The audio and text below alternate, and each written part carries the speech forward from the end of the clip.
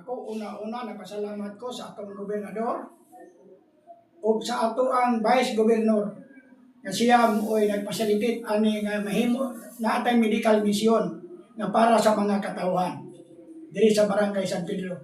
Gani una-una gipasalamatan sad nako ang mga medical team nga naiya karon diri sa akong barangay. Labi na gyud sa nag-interview nako karon, no? Gwapo o gwapa. Pero una-una, nagpasalamat yung kong dako sa mga atong gobernador, o sa atong vice gobernador, o sa atong mga board member, no? Na usasad na ani gahapon nga nagamit si board member Baltan. Nagpasalamat ko, nagamit nako ang bangko nga iyang gihatod diri kagahapon. Nagpasalamat ko, board, daghang salamat, no?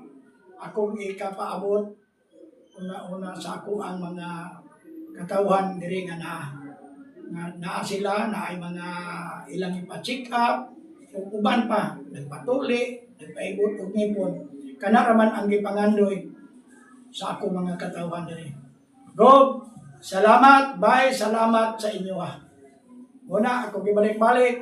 Salamat kayo sa inyo, Gob, Vice Governor o ang mga board member tanan. Nagpasalamat ko sa inyo.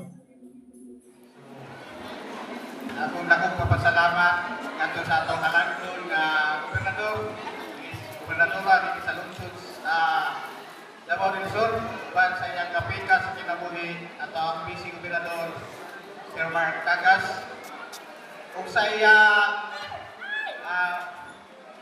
mga board member.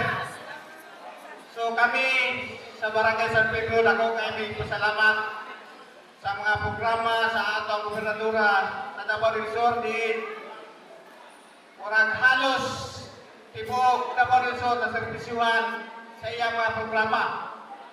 Dili lang sa medical mission, gani din sa Barangay San Pedro na ay programa sa Farm to Market Road. Amo po na naabing sa Barangay San Pedro. So, akong dakong pasalamat kanto ka gobernador dili lang karon ang iya programa itagaan niya pagtagad ang Barangay San Pedro. So, taga Barangay San Pedro, atong plakpakan, atong gobernadora. Nakita na to ang pagtagad niya sa atong barangay.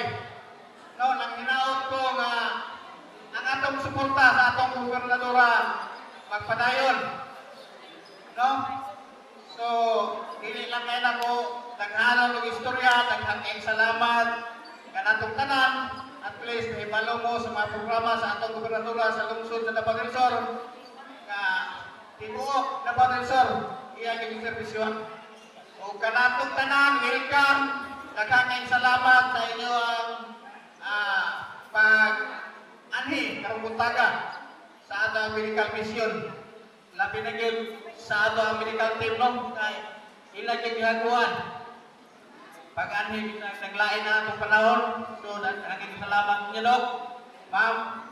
Among ipaabot ang ako kay namang pasalamat sa ato ang gobernadora sa kauban sa iyang vice governor o sa tanan nga mga board member nga diri gipahitabo ang medical mission diri sa among barangay. Kidaghan kayo ang tawo nga natabangan ani daghan usab kayo nakaabel ni mga programa.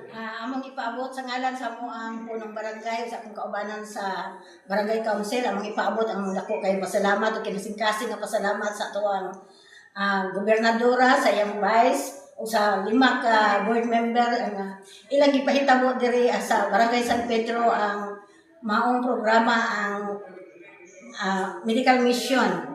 So dako kay nang pasalamat nga kini ilang gipahitabo diri o sa umaabot pang mga bulan pohon mubalik pa ni sila. Kagawad nabati na mo no murag kaning emotional ka karong kagawad. Kuan mo ko sa kalipay siguro na sir, ma'am.